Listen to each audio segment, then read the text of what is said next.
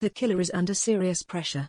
Emmerdale fans see John Shugden's worst fears become reality next week, when Aidan Moore wakes up from his coma, and Moira Dingle reveals that the village lake must be dredged. Is the end in sight for the cold-hearted killer? While visiting his nephew Harry at the hospital following the contaminated water scandal, John is delighted when his sister Victoria expresses her gratitude for his support.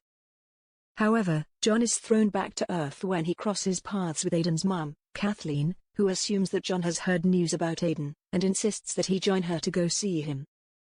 This news is very unsettling for John, reveals our Emmerdale source. So far, he has been able to visit Aidan undetected, but he now realizes how dangerously close his ex-fiancée is to his nephew at the hospital. That quickly becomes the least of his worries though, when Aidan's eyes ping open at the mention of his name. We'll have to see whether it's odd timing, or whether Aidan understands what's happening, but either way, Emmerdale fans should brace themselves for what's to come. The next day, John receives word that Aidan has officially woken up from his coma. Petrified, John races to his former lover's bedside and tries to gauge just how much danger he could be in.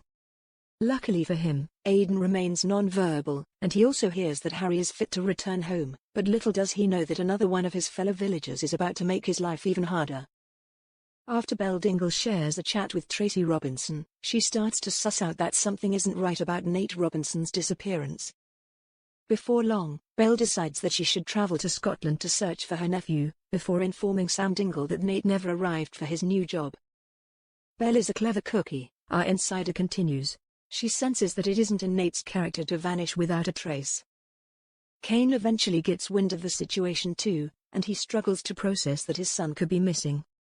But his panic is nothing compared to John's, as he battles to convince Belle that Nate's absence isn't worth reporting as he won't want to be found. At this rate, John should win a Guinness World Record for the number of plates he's spinning. With John's words on her mind, but also for Tracy and Frankie Robinson's sake, Belle decides against contacting the police. In fact, the wedding planner puts her worries to the back of her mind as her family prepare for Aaron Dingle's big day. Sadly, though, Belle's lack of focus doesn't end up offering the reprieve that John might have hoped for.